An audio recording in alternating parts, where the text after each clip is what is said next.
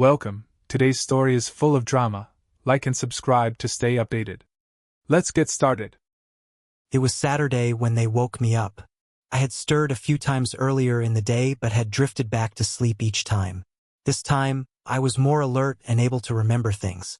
Dr. Mark Reynolds and a nurse named Lisa were by my side. Dr. Reynolds explained that I had been placed in a medically induced coma since Thursday because my brain had swollen, and they had to remove part of my skull to make room for the swelling, or I wouldn't have survived. Dr. Reynolds went on to tell me that I had been shot in the shoulder at my home. I had been in the process of lifting one of my kids off the couch when I was shot. I collapsed, and the child ended up landing safely on the couch as I dropped her. My momentum carried me over the couch, causing me to hit my head on an oak table behind it. Thankfully, the kids called 911, which ultimately saved my life. The head injury was the most serious. The bullet had passed through my shoulder without striking anything critical, though it did graze a vein and caused significant bleeding, which was treated at the hospital. The main concern had been the swelling in my brain, but Dr. Reynolds assured me that everything was looking good now. He planned to replace the piece of skull on Wednesday, and he was confident I'd be fully recovered in a month or two. My kids and wife came in and held my hand while hugging me. I don't remember if we talked or not. As I fell asleep, I woke up every 2 hours or so when the nurse checked on me. She would give me more pain medicine because my head was pounding, and I also wanted to scratch my head. That's when I found out they had my hands tied down so I could not scratch my head. At 3:30 in the morning, Paul, my neighbor from across the street who was a technician and ran different tests on patients at night, stopped in to see me. He works the 10 p.m. to 6 a.m. shifts at the hospital during weekdays. He told me he heard the fire truck going to my house and ran over when he saw my daughter, Amy, in the road signaling for the fire rescue team. He found me in the basement with blood all around me.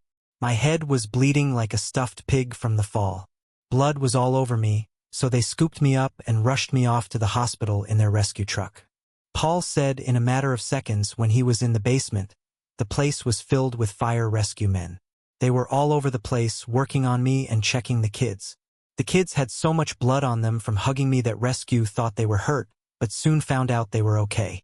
He told me my wife passed the rescue truck going the other way, and they had to explain to her that I had fallen. Paul's wife, Susan, stayed with the kids while my wife, Laura, drove up to the hospital to check on me. At the hospital is when Laura found out that I had been shot. She was surprised when the doctor told her. No one knew about me getting shot at the house. The fireman thought all the blood on my shirt came from my head wound. The only thing she knew was that I fell and hit my head. It was just a matter of minutes when a cop was there asking her questions.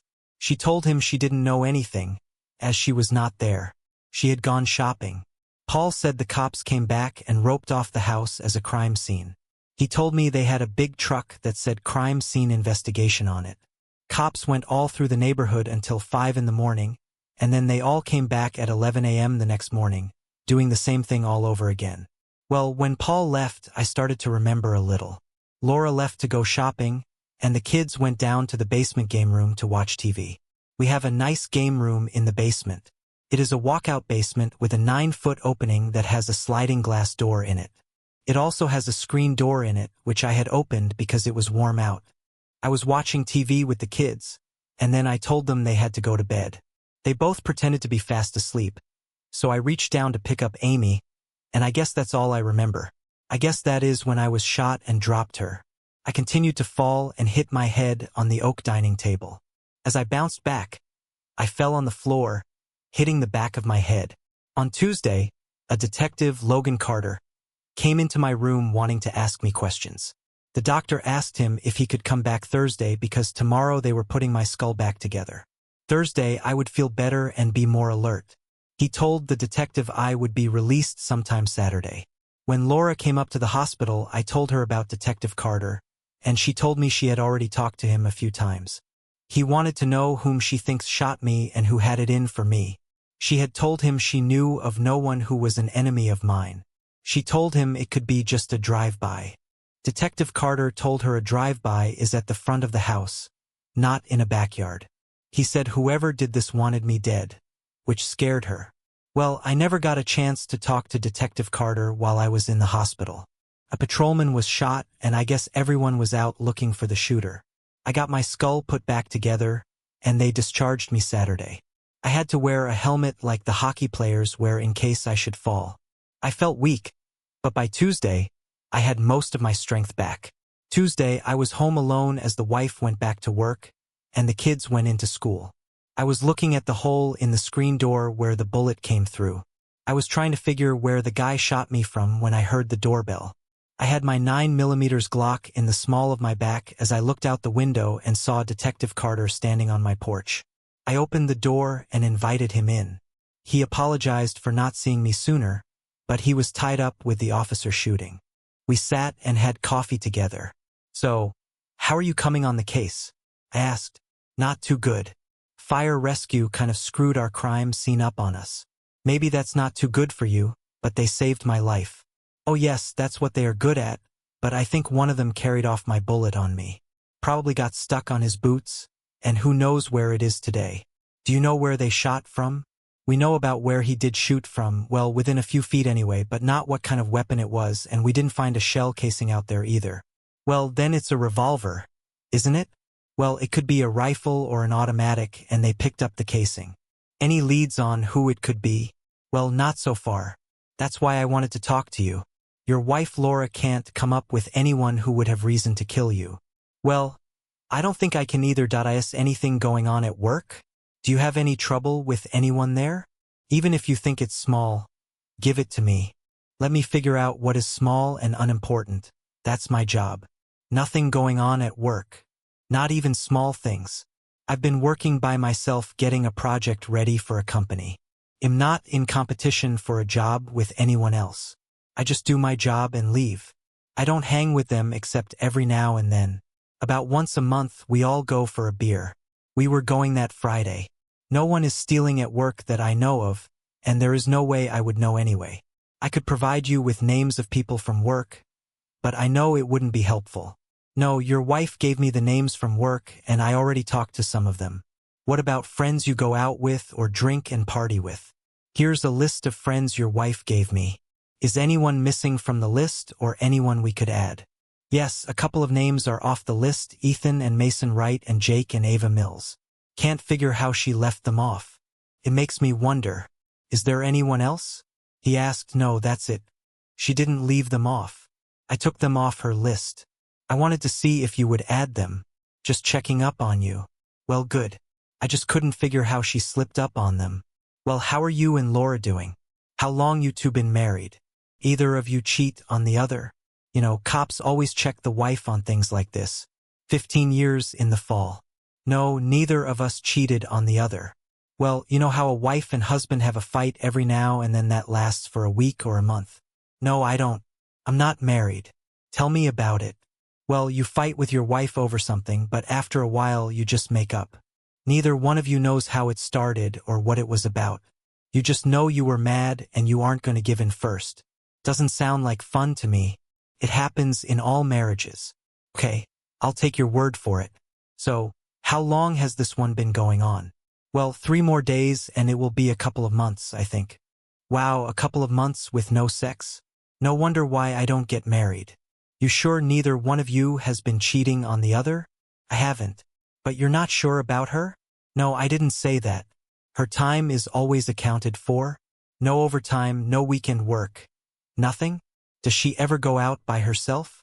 "No, well, she goes out once in a while with her girlfriends." "Yes, she told me and gave me a list of her girlfriends. Here is the list. Is anyone missing from it?" "Wow, 10 names." "Yes, 2 names missing. I think she mentioned they went with her, Emma Carter and Betty Harris." "Guess that's me, always checking on people. Does she have any old boyfriends that live around here or nearby?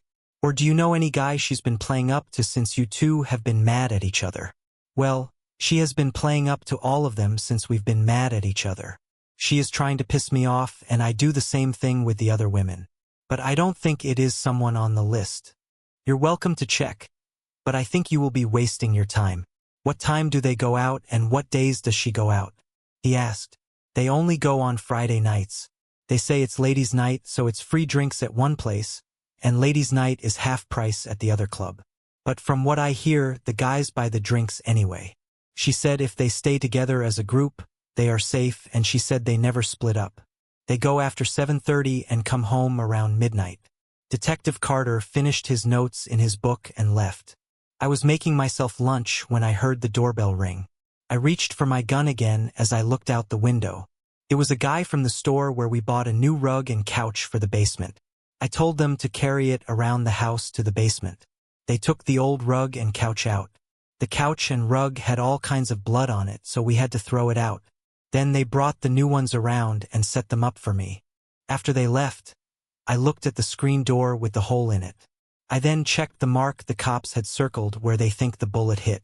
I sat on the couch, looking out the back window, wondering where the sniper was standing when he shot me. Carter had told me about where he thought he was standing, but I guess he could have been just about any place in the yard. My backyard was 120 feet long and 100 feet wide. So was my neighbor's backyard. There also was a strip of 40 feet that the town owns as a right-of-way for the sewer lines between the two rear yards. So, from house to house, it was over 260 feet, almost a football field between us. As I sat there, I was thinking that I hadn't seen Johnny, who is 16 and lives with his grandma behind us. His parents are split, and neither one wanted him. He has been with his grandma for over 5 years. He and his friend Ben, who is 14, are always playing in their backyard. You could always tell what sports season it was by what type of game they played. At least there was enough room where they couldn't break any windows. Now that I thought of it, I haven't seen either of them since I came home from the hospital, which was unusual.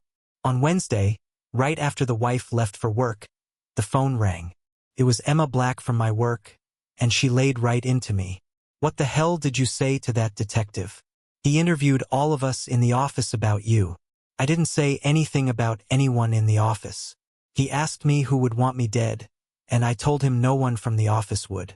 That's all I told him about anyone there. Why? What happened? Well, when he interviewed me, I cried, thinking of what you and your kids had to go through. He only talked to me a few minutes and I couldn't go on. I don't know. Maybe when you cried, he thought you had feelings for me. I don't know what to tell you. Why? What is happening anyway? Well, he has been checking all my friends, hinting that I had feelings for you and maybe carrying on an affair with you. He thinks maybe Jack, my husband, did it to you or that I did it. Gee, I'm sorry, Emma, to bring you and Jack into it. But there is no way I led him to you.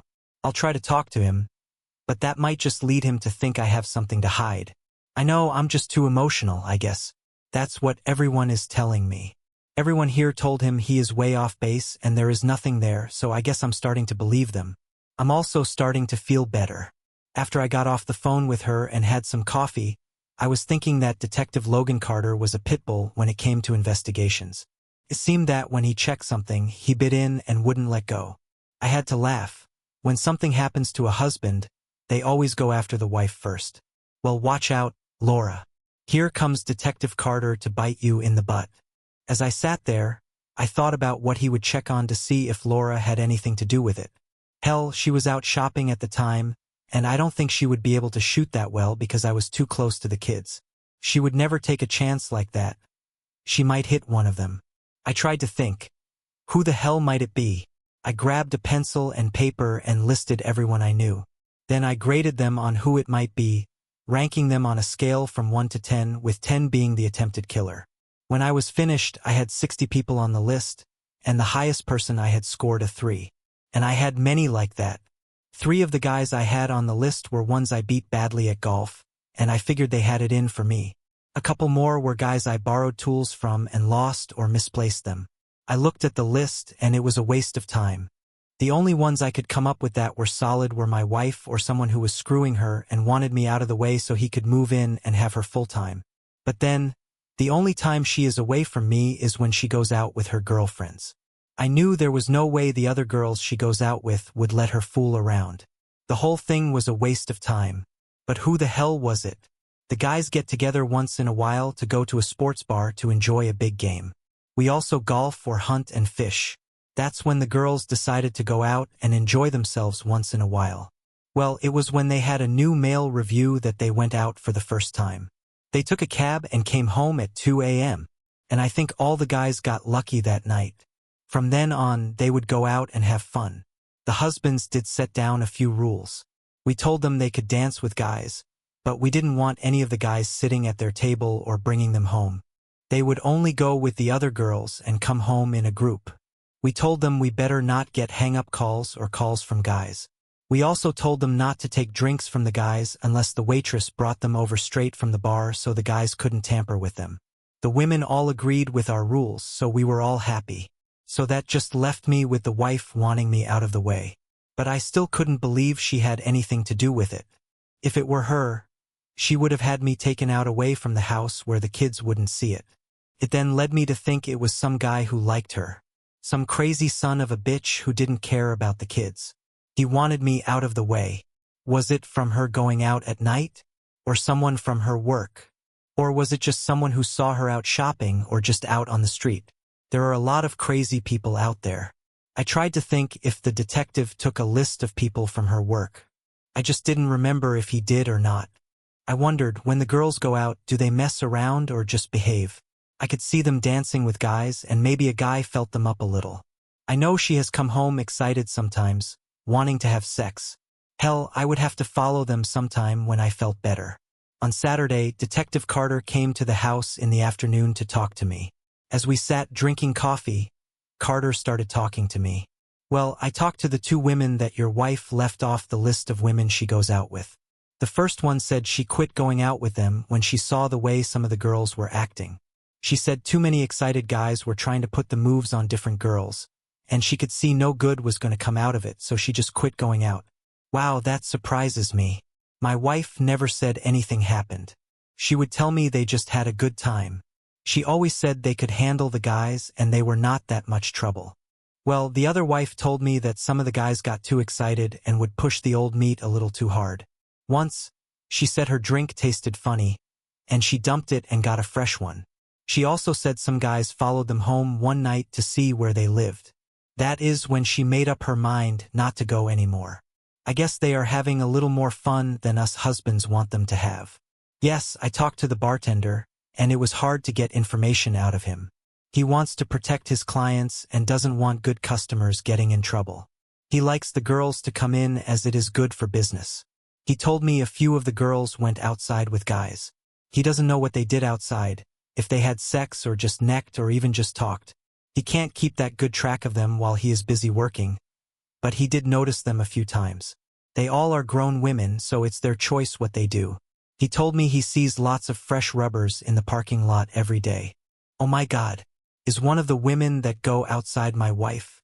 Well, I took pictures of all the women and showed them to the bartender. It seems all of them have gone outside at one time or another with guys. He picked one of the other girls as the one who goes out the most.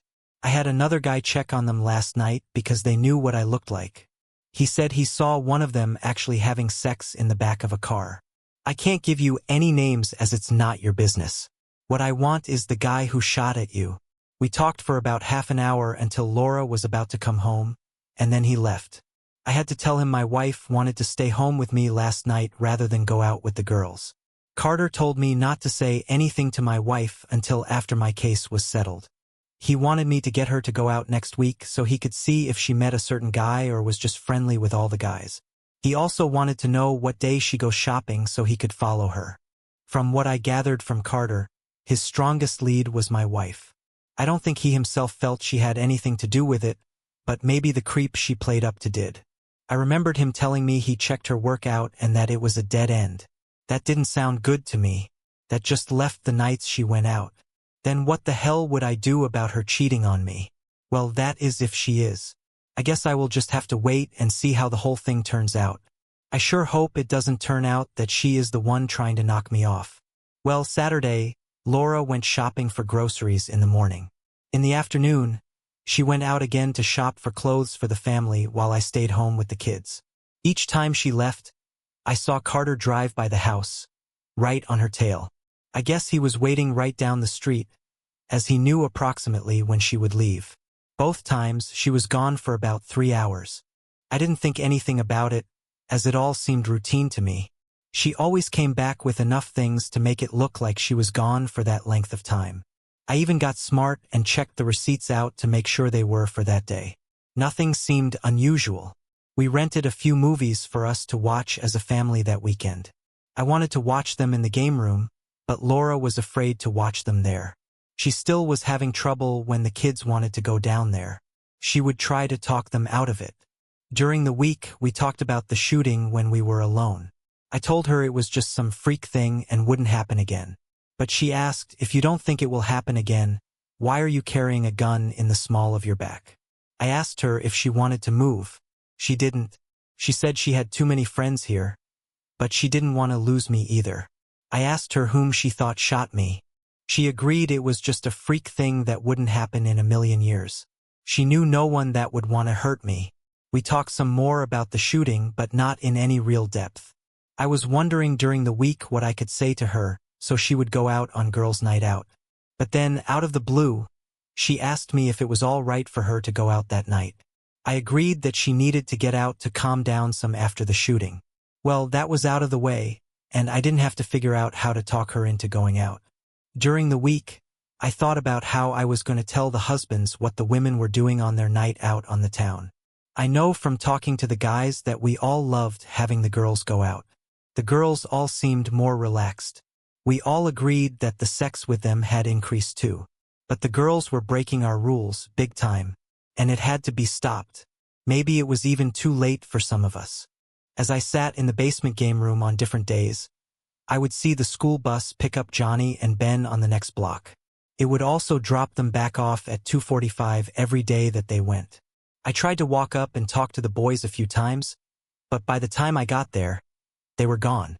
I wondered if Ben's grandma was doing okay. But I saw her out doing her garden work, so I knew she was all right. I guess I would have to talk to her about the boys if I wanted to know anything. They're always in the backyard 3 or 4 times a week playing some type of game, sometimes more.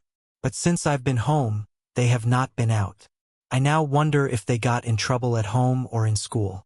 I have always talked to the boys, and I have helped them out quite a few times with their bikes or other equipment. I was planning on stopping at the bar the girls go to. I remember Carter saying what the bartender's name was, so I wondered if I could pump him for any information or not. I would go when the girls were not there. I would go during the day. I came up with a plan of making a fake ID for a cop to show people so that I could get more information. With my gun strapped on my side, they would hardly look at the ID and would assume it was real. I got on the computer and started to make the fake ID up. I knew how Carter acted, and I figured I could pull it off. I made more than 20 IDs and still was not satisfied with any of them. Then I settled on the 15th one I had made. I went to the store and got it laminated. I kept looking at it from different angles. I wasn't really satisfied with it, but it was going to have to do. I was going to buy a badge, but Carter never showed me one. He just flashed his ID to me real fast. I stopped at the post office and took a wanted poster down when no one was looking. From there, I stopped at a video store and went inside. I flashed the ID and made sure he saw my gun on my hip. Then I showed him the poster and asked if he saw this guy. He looked at it a while and said, "No, I don't think he has ever been in here." I thanked him and got the hell out of there fast. I laughed all the way home. It was a first test of the new ID.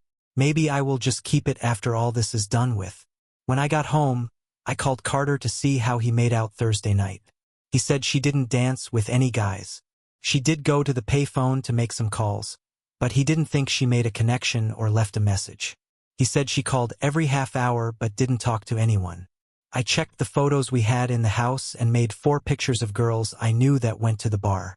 I finally cut and pasted them so that it looked well enough to show the bartender to get some answers. When I got to the club, I went to the end of the bar away from the other 3 people that were in the place. I flashed my gun so that the bartender got a good look at it. Then I showed the ID and asked if he was the night bartender. I found out he was the owner. He told me the night guy didn't come in for 2 more hours.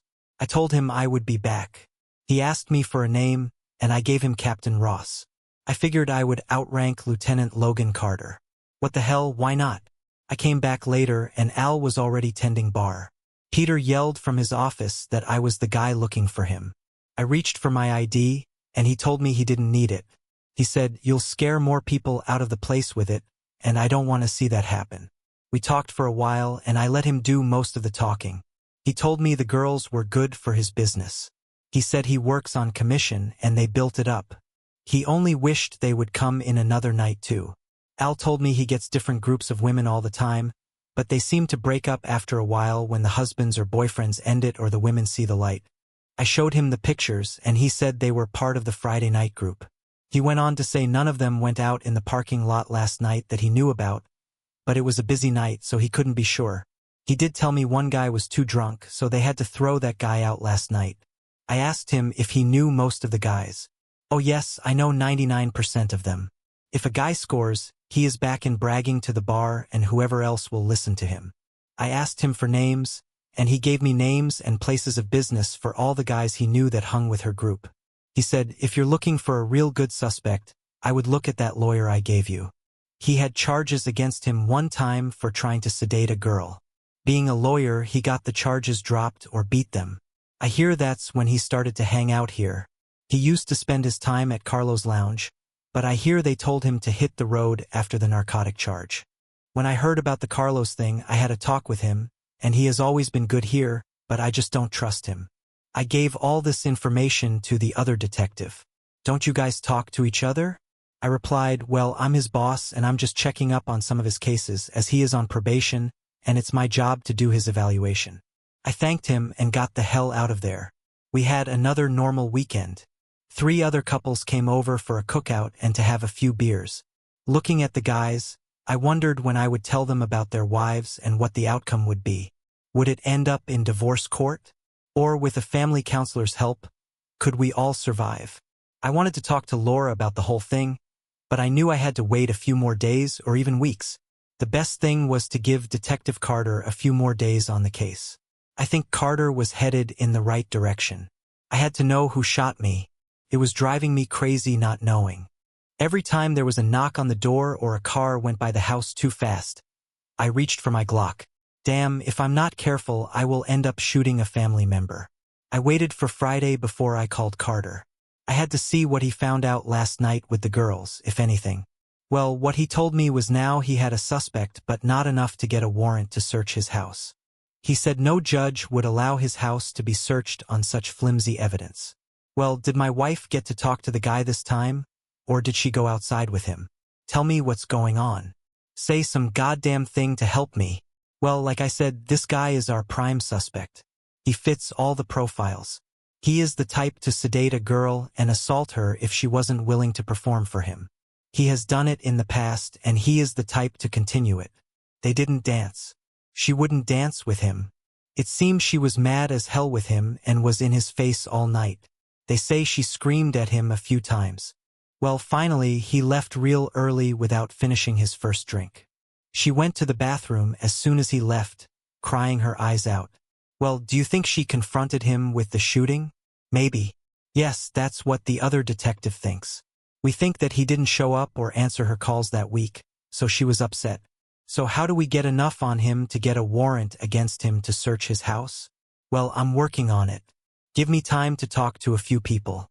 I will put what I've got together and go to the district attorney and see if he will arrest him or at least get me a warrant to search his house. If only I had a bullet or a casing. The weekend went slow. I had a lot on my mind and was getting no answers, so I just sat back and waited on Carter. Monday morning, I left the house right after Laura left. I drove over to where the lawyer lived and parked out of sight to watch his house. I was parked at a gas station convenience store and was drinking coffee, waiting on him. He lived on Hawthorne Drive in a house about 10 years old. His house was a good 100 feet off the road. I could see mounds of dirt way back by his garage. Guess he was having someone landscape his yard for him. He left the house at 8:30, driving a 4-door silver Toyota, and stopped at the same place I was to get coffee. He left and I followed him to his work. He walked into his office a few minutes before 9. I told Laura I had to help a guy with a problem that night, so I was able to follow him home at night too. He left work at 5 and drove straight home. At 8, he came out again and drove to a hotel where he worked the bar, looking for women. Well, now I knew what his routine was. Tuesday, I asked Carter how he made out with the warrant and what the district attorney had to say. He said he never talked to him.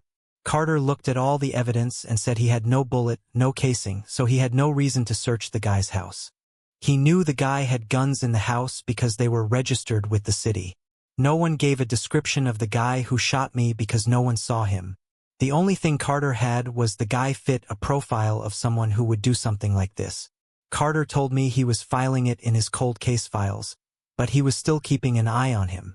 I was not a happy camper, but I knew Carter was right about this. I had even bought a metal detector and had been going over my yard to find a bullet or a casing and had found nothing. I found a ton of flip-tops from beer cans and roofing nails, but nothing like a bullet casing. Wednesday, I borrowed Ethan's silver Toyota and waited for the lawyer to go to work. I gave him a half hour after he left, and I pulled into his driveway and parked where he normally parked. I had a suit coat like he had and a hat. If anyone saw me, they would think it was him. I walked over to his house, and all the doors were locked. As I went to the backyard near the garage, I found a sawhorse that someone had converted into a gun rest stand to shoot from. There were about 50 casings lying right there on the ground. I sighted to see where he was shooting and found the spot. It was where he had the dirt pile. He was using it for a backstop for the bullets. There were 10 sandbags in a wooden stand behind his target also to catch the bullets. I took my pocket knife out and dug into the sandbag.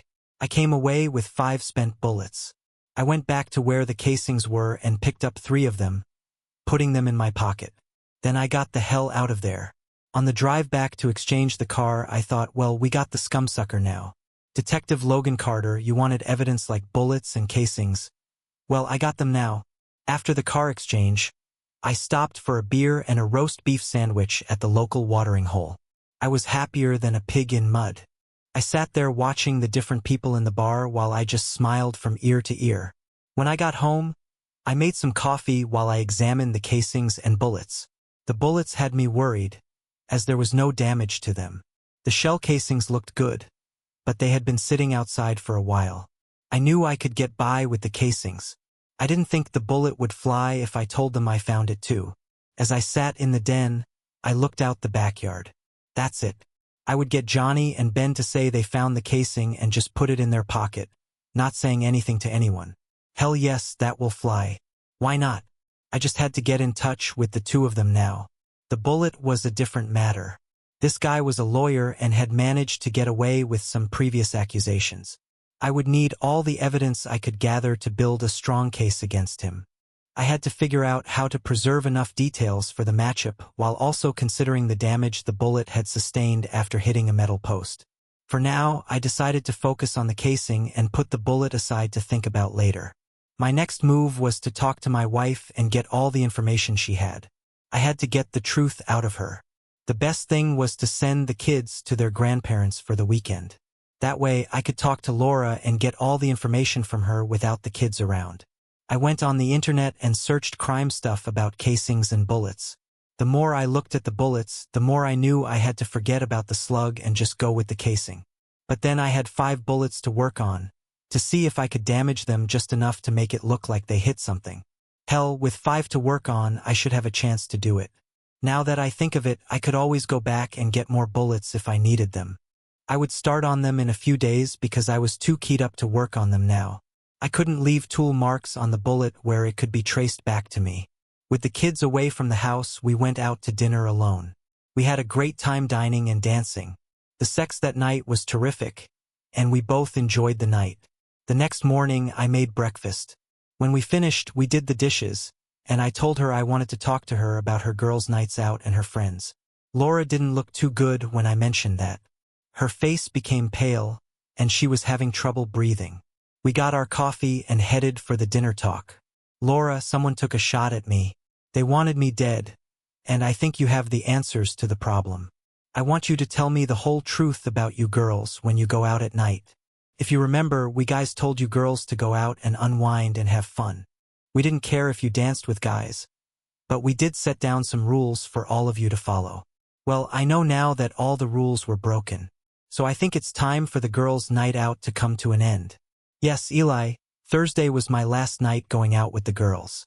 The girls all talked it over and we all decided to disband the group, she said. Okay, good. Now start telling me all about going out and how the rules got so bent out of shape. I want to know everything. I know some parts from Detective Carter, but I want to hear your version of it. Well, this is where all the crying and sobbing started.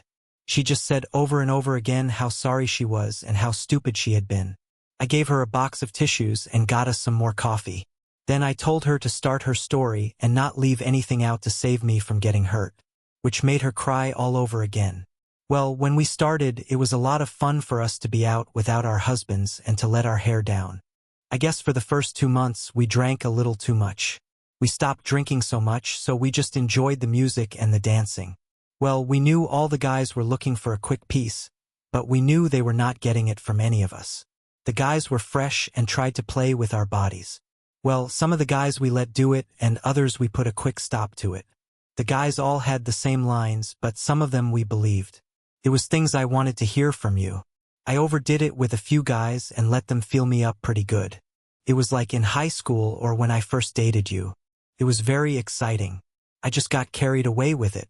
The guys would say things to me that I wanted you to say, but you never have. Well, not lately anyway. Well, with the drinks, I let the talk from them go to my head. Then when we had a fight and were mad at each other, I went overboard. I'm so sorry, Eli. Then I let the lawyer, Dan Walker, get me aroused a little too much. Well, it wasn't a little, it was way out of hand.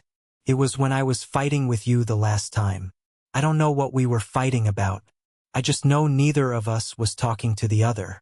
I figured I would neck with him like I did with guys in high school in his car.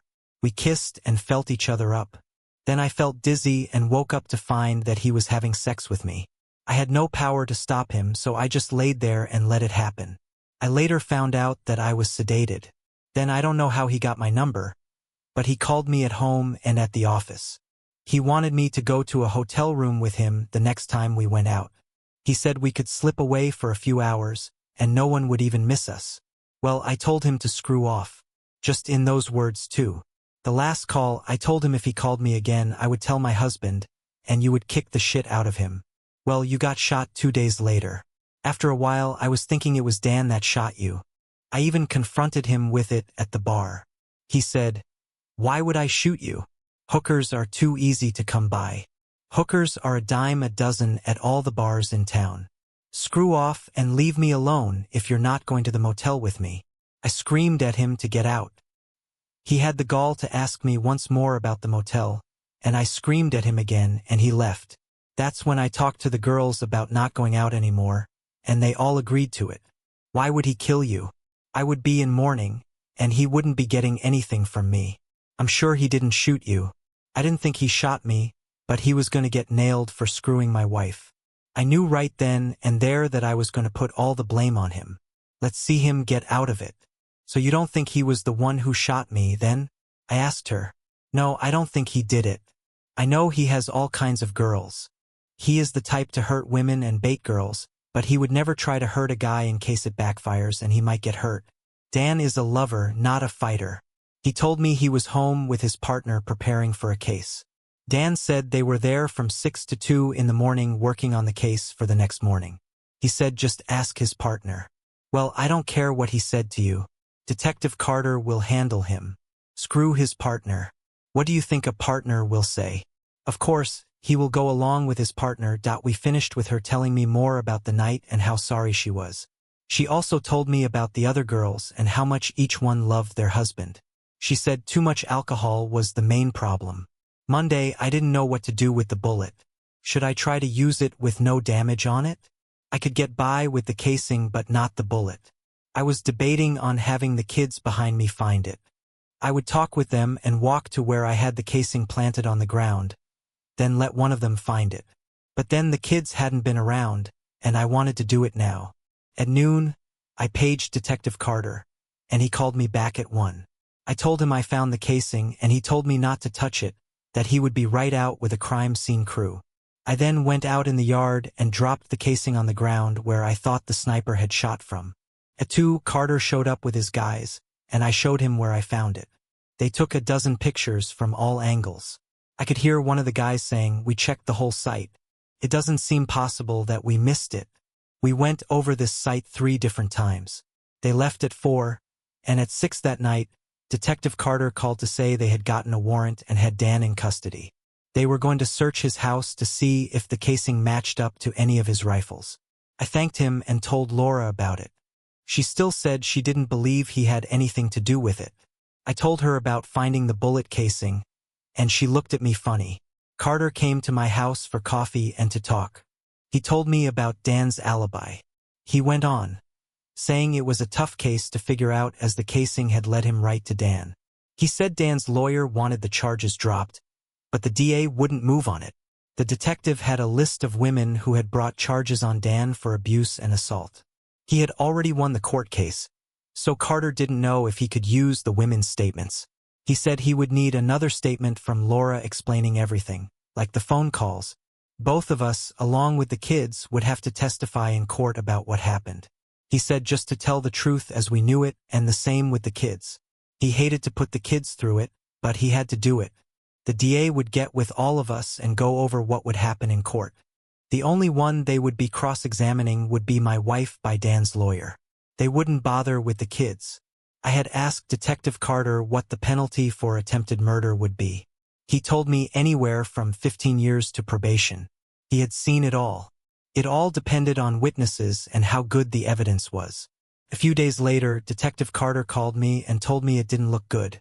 He said he found out Dan would jog on the path behind our yard. He said his lawyer was claiming the bullet fell out as he was jogging, which the jury might just believe is true. Carter said he sure wished he could find the bullet. For days later, I gave him the bullet, telling him I found it in the basement. He took me to headquarters, where he and Detective Larry quizzed me for 3 hours. I would not change my story of finding the bullet in perfect condition. They said it was impossible to find a bullet in that good of a condition. I told them, well, go to the Warren Commission. They found a bullet just like it that killed President Jack Kennedy. Look it up. If it can happen to a president, it can happen to a bricklayer too. The grand jury started on a Monday. Our family did it all. We went in front of the grand jury, where they brought charges of attempted murder against Dan. The newspapers and TV stations wanted to talk to us, but we gave no interviews. 2 months later, I was in the basement when I saw Ben going into Johnny's house. I went over to talk to the boys about why I hadn't seen them around anymore. I was worried that they had gotten into trouble or they were about to get into trouble. I knocked on the door and rang the bell but didn't get an answer. Finally, I went home and got a key we had to their house. When I went in, I called out to the boys. I got no answer from them. I knew they were in the house, but where? And why were they hiding from me? I found them in Johnny's bedroom under the bed.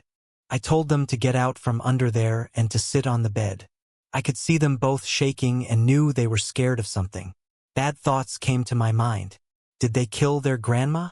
Why are they so scared?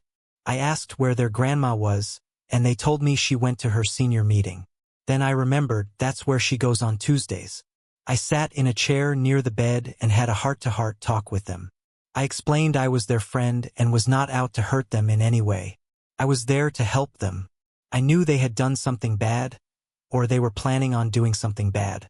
Well, after all the crying from them and their saying there was no way I could help them, I finally convinced them I would help them no matter what they did. What they told me almost floored me. They are the ones who shot me. They took me upstairs, where their grandfather had a replica General Patton Colt .45 in a holster. I picked it up and took the bullets out of it. One bullet had been fired. Yes, it had gone right through my shoulder. We went back to the bedroom and they told me the story. Their grandma was out of the house, and the boys found the Colt. They took it out in the backyard and fooled around with it. Ben, the 14-year-old, had it and Johnny tried to take it away from him. They said it went off but didn't know in which direction it went. They ran in the house and put it away. They later cleaned their pants and swore they would never do it again or tell anyone.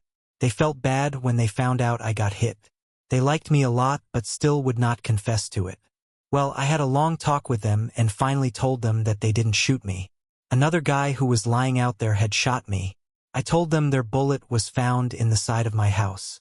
It was a .45 caliber bullet embedded in the siding. They asked why they didn't see the guy, and I gave them a long story about how he was an expert Army Ranger who was camouflaged and knew his skills. They bought it. I told them I was going to keep the gun and for them to forget our talk as it never happened. We all swore we would never talk about it again.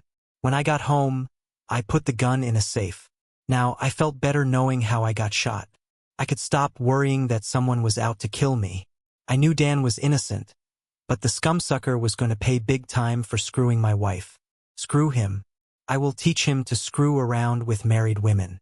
I knew she was just as guilty, but she was my wife and I loved her. I sat there having a beer. It was like a heavy weight had been lifted off my shoulders, knowing that no one was out to kill me or hurt my family. Thanks for watching. What would you have done in his place? Let us know in the comments. Don't forget to like, share, and subscribe.